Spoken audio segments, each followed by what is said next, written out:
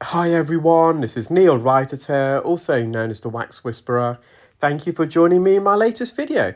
I have a very complex and challenging case for you all today, and this is of a patient who attended with bilateral, fully occluding, debris and dead skin, and you can see the contents of their ears. It's very damp and very wet.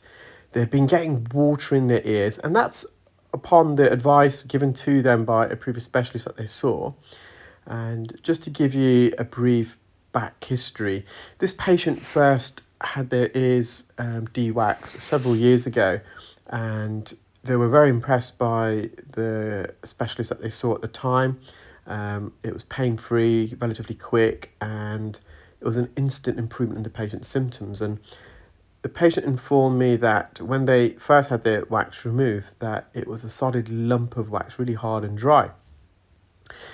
So a year later, they developed ear symptoms again, so they went back to the same centre. But on this occasion, the second occasion, they saw not the same specialist, but I think it was their recently qualified nephew.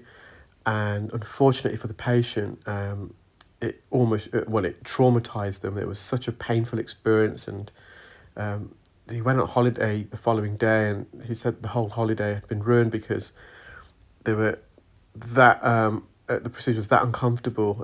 He said he was sweating bucket loads whilst on the having the treatment done, and that in a way prevented him from, and the treatment wasn't successful, so he still blocked, and in fact the symptoms were worse, and it put him off having his ears cleaned again. But 6 months after that, just think it's a week or so ago, they managed to book in with the same specialist on this occasion, but fortunately the patient again found it uncomfortable, and it was a specialist that they saw the first time this occasion, and they struggled to remove it. They attempted microsuction, and then they performed irrigation, and the patient was there for a while, but it just wasn't successful, and they were advised to use sodium bicarbonate drops and to return.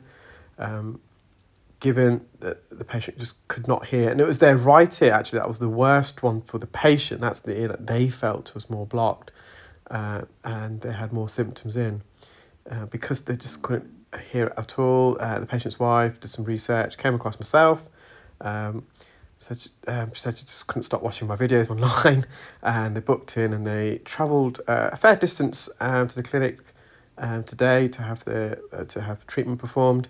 And it was very obvious upon the patient attending that it was very nervous and anxious because of their previous experience, but they did very well. Now, these are probably the more challenging and complex cases, and let me explain why. First of all, this patient's suffering from otitis externa with inflammation. Otitis externa is an infection of the outer ear, or inflammation of the outer ear.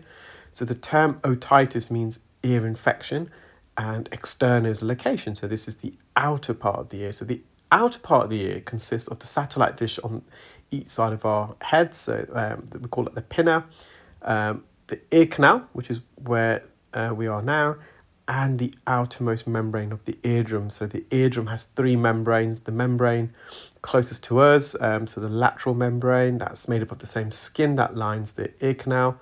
So that forms part of the outer ear.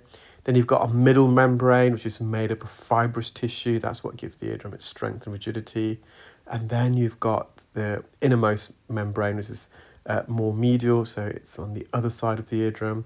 That lines the middle ear, and that's made of a mucosal membrane. So mucosal membrane, you do get variations of that, but it's